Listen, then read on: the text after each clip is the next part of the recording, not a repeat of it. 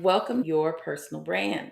Today, I'm really excited. We're going to talk about knowing yourself and knowing your strengths, which, in my opinion, is a huge aspect of building your brand and getting prepared to build your brand. And today, we have a wonderful guest with us, Miss Roslyn Bethea, and I'm going to ask her to just give a quick introduction of herself, her background, and what she's doing, and then we'll get started. Hey, Roslyn. Hello, Amy. Thank you for having me. Well, let's start. My name is Roslyn Bethea, and I am the Director of Online Instructional Design at Pitt Community College. I have 15 years of experience in continuing education in the workforce sector. So we're busy down at Pitt building courses and making it happen for the community. Good, good. Well, thank you again for being here. And I'm really excited to talk to you just about strengths. You work with people of all different types and ages and what you do. People looking to get additional education, looking to up their skills. And one of the things that I wanted to start with and ask you about is why don't you think people spend more time on self reflection and really assessing themselves and what those skills are and what their strengths are? Why do you think that people don't spend more time doing that? Well, self reflection is about self awareness. Mhm. Real self reflection is sometimes difficult for individuals to accept the outcome of the self reflection, meaning you have strengths and you have weaknesses. And if I know my weaknesses, and sometimes people feel like their weaknesses make them a bad Mhm. person or um, may not be what they think they should be. But there's always room for improvement in all aspects of our lives. We just need to have the encouragement to continue to grow our strength and weaknesses and build our weaknesses to match our values and the examples we would like to set for others. No, that's really good. And I think the value is so important because, like you said, we all have strengths and weaknesses. Like, there's nobody that's perfect. And the more you take time on that self awareness and the more you can really identify where you're different, where you're special, what your strengths are, to me, the better off you'll be. And the farther along you'll be in being able to develop that brand. And that brand is what's going to help you, whether you're a business owner, whether you're student or you're a career professional. And so I appreciate that and just encourage people. We'll try to give people encouragement today to Yeah, make sure that they take absolutely. to make sure they take time. The next thing I want to talk to you about, something that goes along with that, is confidence. And in the time that I've known you, you are a very confident person. And I wanted to ask two questions about that. One is, how did you become that, or where do you think that comes from? And the second part of the question is, how can you help people who might not naturally feel confident about themselves? What kind of advice would you give them to get there? So confidence, I feel like, is built within yourself, believing in yourself. I haven't always been confident. But what I have done was I surrounded myself with people that had the same similar values and morals as I do, interested in the same things that I'm interested in. And also, I think that education is a critical component of being confident in who you are. Because as we know, knowledge is power. The more you know, the more you grow. And the more you grow, I think that builds your confidence as a person. No, I think that's good. I think something important to point out too, education is extremely important, like you said, but it doesn't have to always be traditional or formal education. We are lucky to live in a time where there's so much information online. There are things like this where you can listen to speakers, you can go to events. So the traditional going and taking a class is one aspect of it, but there are so many other ways that you can educate yourself. So I like that a lot. And you said you haven't always been that confident. What do you think changed for you, or what helped you gain more confidence as a person?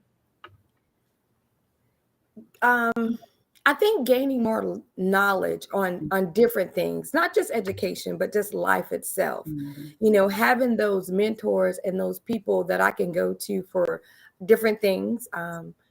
we had a discussion before, and we talked about having different mentors in Mm, different areas of your life. So I think when you put all of those together, um, all of those mentors play a role in your success and your confidence. And as long as you have those positive people, I think that your confidence will continue to grow. mhm. No, that's good. Now, let's talk a little bit about workforce development. That's another area that you spend a lot of time focused on, particularly for underserved communities. So, people who might not have the right education or the right skill set yet to get the Mhm. jobs that they should go. Talk a little bit about that work, but also talk about the education, the confidence, the self awareness that they need to build themselves up to do a job that maybe they initially didn't think they could do. So it's really important to get new training skills and certification that makes you a valuable candidate for jobs and upskilling. But I think one of the most important things for our underserved population is understanding the needs of that population. Mm, There are so many resources that this population need. For example, when you're talking about education, traveling to campus, they don't have transportation. mm, They need babysitters. Some are homeless. Some need food. So mhm. there are a lot of resources that we need to bring to the table and collaborate with our community partners to make that happen. And once you fix the lack of Mm, for our underserved population, that's gonna actually help grow their confidence, because you I think that you lose self-confidence when you're liking certain things, and those things are huge because mm, those things are everyday livelihood success type things. So um, I think that once we work together in workforce development and get that done, we can strengthen and improve in the area by all community partners collaborating together to meet their needs and decrease the barriers that they have. yeah. That's the big thing, decreasing barriers. I think that's good because, my focus is really around personal branding. And sometimes people can think, well, that doesn't apply to me. That's for somebody else, or that's for somebody who maybe has more experience than me. But it's really about everybody. And my big belief is everybody has a brand. And I think it's at least equally important, if not more important, for someone who doesn't have a long track record of a certain type of job, or, let's say they're coming out of the prison system or they're coming out of rehab. I think it's even more important what you talked about, helping them decrease the barriers, but also helping them build that confidence, because they've got to go out there and project a certain brand to the world to help people overlook maybe something that's in their past that might not be as attractive. And so I like that a lot. And I'm a fan of what you're doing on the workforce development side, and Thank hoping you. that we can help as well, because like you also said, leveling the playing field is so important. Everybody deserves at least to be prepared for opportunities that might come their way. So I definitely appreciate that. Now, what advice would you give to somebody who, back to the education piece, maybe somebody who feels like they need something, they need new skills, how do they get started, right? Like they might not even know where to get started with building up their strengths and building up their skills. What advice would you give to them? What I would say is that from the education side of it, if you are interested in building your brand or building yourself because you are your brand, Mhm. reach out to someone at any community college, um, and talk with an advisor, a career coach, just to see what's available for you, and the direction that you need to go. We want you to have a career pathway. We don't want people to come in and just take courses and get certifications. We want you to get jobs when you Mhm. complete these courses, but we want to also make sure that it's the right fit for you. Mhm. So don't go in and just accept anything because it's available. Make sure that is what you want and your desires, so that in the end you'll be happy with the decision that you've made and you haven't wasted time doing something that you really don't want to do. Yeah. No, I think that's really good. And I think research is also good in that because, again, back to just so much information online is available. But Right. a lot of times people, yeah, they might not know exactly what they want to do. So you don't want them just take this course, take that course. You want them to have a bit more structure and, like you said, an actual career path. So I think that's really great. One thing I want to have you elaborate on too is just kind of the power of the community college system that we have here in North Carolina, just as far as what people have access to when they take advantage of what's there. I think a lot of us don't know just how many colleges there are, but also what opportunities are available. Can you just expound on that a little bit? Yeah, absolutely. We have 58 community colleges in North Carolina. And all of those colleges provide awesome resources, course offerings. We have courses for on the curriculum side for individuals who want a degree, but we also have courses on the continuing education side, which focuses on workforce development.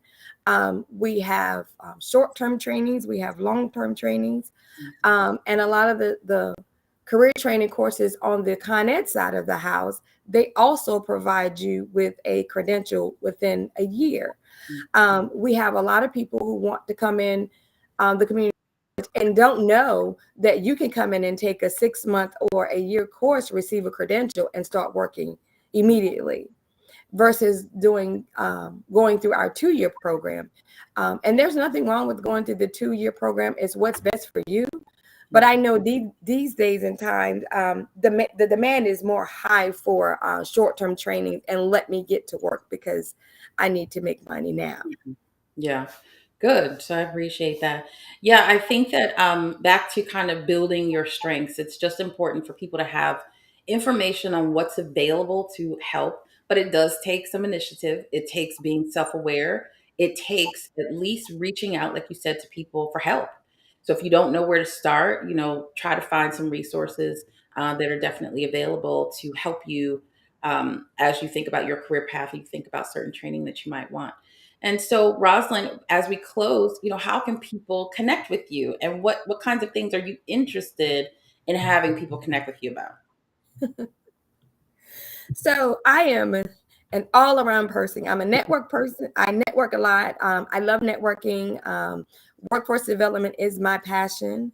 Um, Pretty much anything that relates to education or workforce development consulting, please feel free to reach out to me at roslynbethea@yahoo.com. And if you just have any questions regarding anything that we've discussed today, or you want to talk about how I got where I am today, like I said, I've been in the community college 15 years, and believe it or not, I started out as a work study student. Mm, So I built my brand from the bottom. So I'll be more than happy to speak with anyone who wants to speak to me about our conversation today. good. Well, on that note, what what prompted you, or what encouraged you to start to build from there, so that you have this long history of working in the college system? Well, honestly, it's wanting to do better for myself. Mm, You know, it's so interesting because I have the story of most of the Con Ed students, single parent raising a child. And I felt like I've got to do something. I've got to build my brand in mm, order to leave a legacy for my daughter. And so that was what really started it. But then when I got into the community college sector, working in continuing education, my passion became the underserved population mm, because they needed so much more than than other individuals. And at one time, I was that underserved mm. individual. Got it. No, that's awesome. So I appreciate you being here and sharing your story, and also just sharing some advice and insights. And before we go, as I always Mhm. try to end with, every single one of us has a personal brand. It doesn't matter who you are, what your background is, every one of us has one. And it's really up to us to own it. And what we've talked about here today are really just knowing yourself and building up your strengths, but you have to be a little bit self-aware to start that. And you can get help. You can get help from people for just advice. You can reach out to Roslyn.